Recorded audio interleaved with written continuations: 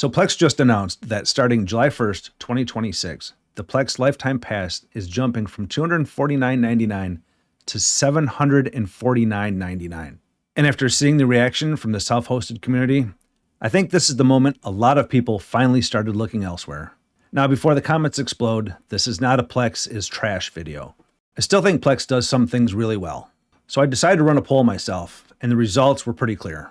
About 2/3 of the people responding said they were either already using Jellyfin or planning to switch to it. And I get it, because when your lifetime media server starts costing as much as an entire NAS build, people start asking questions. So in this video, I want to talk about why so many people are frustrated with Plex right now, why Jellyfin keeps gaining momentum, what Plex still does better, and whether you should actually switch. Because at this point, I'm begging you, at least try Jellyfin before spending that kind of money on Plex. Now, to be fair, Plex didn't suddenly become bad overnight. For years, Plex has basically been the default answer for home media streaming, remote access, polished apps, easy family sharing, and a clean Netflix-style experience. And for a long time, that lifetime Plex Pass felt reasonable. But $750? That changes the conversation completely. Because people now aren't comparing. They're asking, why am I paying at all? Especially when alternatives like Jellyfin exist for free. And this comes at a time when more self-hosters are already moving toward open source software, local control, privacy, and avoiding subscriptions whenever possible. So for a lot of people, this price increase isn't just expensive, it was the final push they needed. Now, if you've never looked at Jellyfin before, here's the quick version. Jellyfin is fully open source, completely free, self-hosted, and focused on giving you control. No subscriptions, no paid unlocks, no accounts required, no premium features held behind a paywall. And over the last couple of years, Jellyfin has gotten way better. The UI is cleaner, playback is more stable, client support has improved, hardware transcoding works well, especially for local streaming, it works really well. Now, is it as polished as Plex in every area? No. And I'll talk about that in a minute. But I think the biggest thing people like about Jellyfin is freedom. Your server feels like your server, not a platform you're renting features from. And in the self-hosted world, that matters a lot. Now, I also want to be fair here, because Plex still absolutely wins in some areas. Their client apps are still more polished overall, remote access is easier for beginners, and Plex Amp is legitimately fantastic. Plex also has the better onboarding experience for non-technical family members. If you want the smoothest, it just works experience, especially for less technical users, Plex still has the edge there. And this is important. If you've already paid for a Plex Lifetime Pass years ago and your setup works perfectly, you probably don't need to panic switch tomorrow.